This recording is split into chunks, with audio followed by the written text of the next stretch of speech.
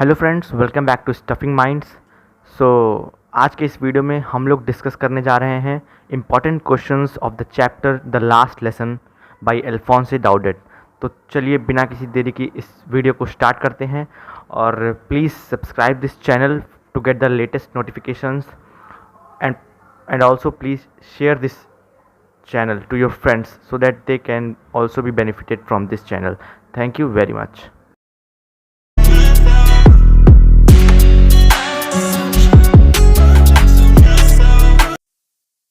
चलिए शुरू करते हैं हम लोग का फर्स्ट चैप्टर का मोस्ट इम्पॉर्टेंट 10 क्वेश्चंस।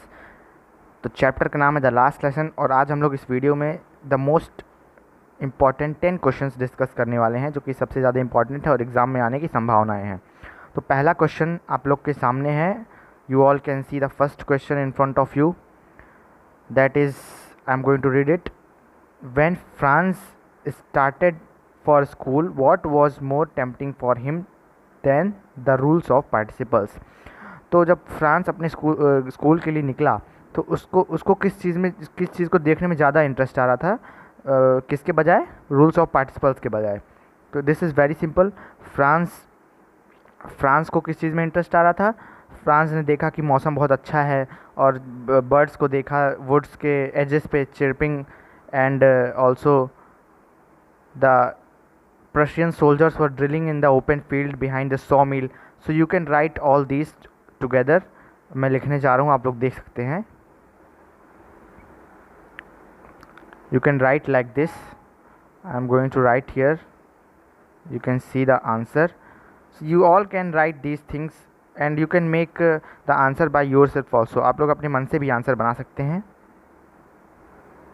ज़रूरी नहीं कि जो मैं बताऊँ वही लिखिएगा। तो यहाँ पे आंसर मैं लिखने जा रहा हूँ, आप लोग देख सकते हैं। So when Franz started for school he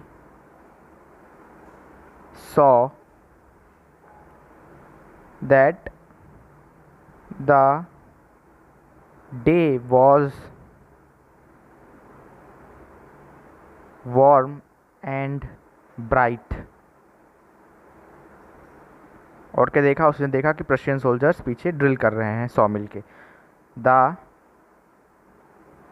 birds को भी देखा था उसने। Birds were chirping at the edges of the woods. The birds were chirping at the edges of the woods and the soldiers, Prussian soldiers were drilling in the open field behind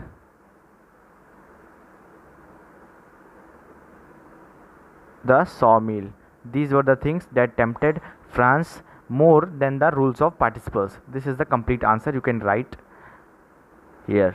Now let's move on to the second question. अपने अगले question पे चलते हैं। हम लोग का अगला question है यहाँ पे, सेकेंड क्वेश्चन आप लोग देख सकते हैं। What was the actual reason behind the crowd at the town hall in front of the bulletin board? Okay, this is your second question. आप लोग देख सकते हैं अपना दूसरा क्वेश्चन जो कि बहुत इंपॉर्टेंट है और एग्ज़ाम में आने के चांसेस भी बहुत ज़्यादा हैं। So what was the actual reason behind the crowd at the town hall in front of the bulletin board? Bulletin board के सामने जो भीड़ लगी हुई थी उसका एक्चुअल रीज़न क्या था? क्यों भीड़ लगी हुई थी? क्यों लोग वहाँ पे खड़े हुए थे? तो मैं इसका आंसर लिखने जाता हूँ, आप लोग देख सकते हैं।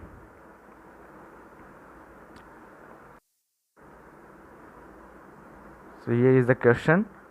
It is your question in front of the bulletin board. So you can write the answer like this, that the actual reason behind the crowd was the order that came from Berlin that a new teacher will come and the old one will go. This is your answer. Okay, so now I am going to write it. Let's write the answer. Answer. You can make the answer by yourself also. आप अपने मन से भी answer बना सकते हैं exam में, और मुझे लगता है कि मैक्सिमम लोग अपने मन से ही आंसर बनाते होंगे एग्ज़ाम में.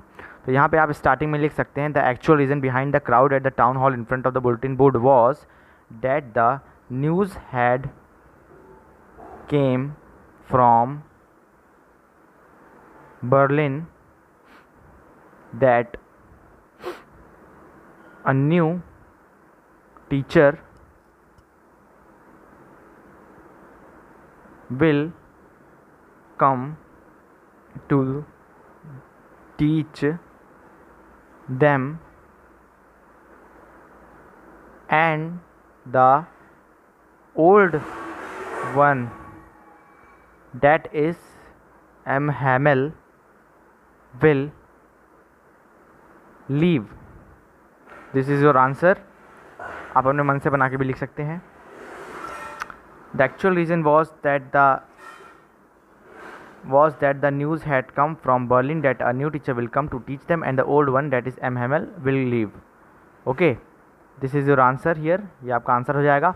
अब अगले क्वेश्चन की तरफ बढ़ते हैं. अपना question number 3, that is What was the look of M. Hamel when France saw him? तो जब फ्रांस ने M. Hamel को देखा तो उनका लुक क्या था, M. Hamel क्या पहन के रखे थे, What was his कैरेक्टरिस्टिक आप कह सकते हैं एक तरीके से, या फिर वो उनका पहनावा क्या था. तो here is your answer, I have written it. M. Hamel wore a beautiful green coat, frilled shirt and a small silk cap. This is your answer. Now moving on to the next question, and it is also very important. ये भी बहुत important है. तो अगला question है question number 4. Name the 3 people sitting at the back benches of the class. वो 3 लोग कौन है गांव के जो क्लास के पीछे बैक बेंचेस पे बैठे हुए थे. तो हम सबको पता है ओल्ड हाउसर और फॉर्मर पोस्ट मास्टर और farmer mayor of the city.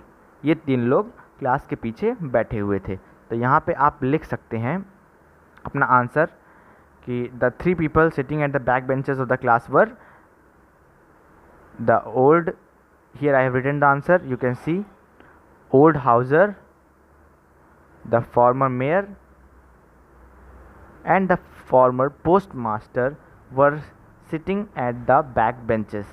So this was your question number 4. Now moving on to the next question, that is question number 5. Why the old people of the village were sitting in the classroom? तो class के पीछे बूढ़े लोग गांव के क्यों बैठे हुए थे. तो इसका रीज़न है क्योंकि वो अपना रेस्पेक्ट शो कर रहे थे, किसको, अपने टीचर को. So I am going to write the answer. मैं आंसर लिख देता हूँ. Here is your answer. Answer is why. Answer is, you can see the answer, because the old people of the village were sitting in the classroom because it was their way of thanking their master for a service of 40 years. Okay, this was the answer. Now moving on to the next question, that is what sound did France heard from the room above them? France ने छत से क्या आवाज़ सुनी, मतलब वो छत के नीचे क्लास में बैठा था तो वहाँ से क्या आवाज़ें आ रही थी फर्स्ट फ्लोर से. तो उसके बहन अपना सामान पैक कर रही थी क्योंकि उनकी सर की बहन को और एम हैमल को दोनों को निकलना था अगले दिन. So I am going to write the answer here.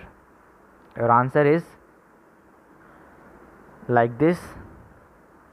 France heard the sound of M. Hamel's sister. France heard the sound of M. Hamel's sister, who was packing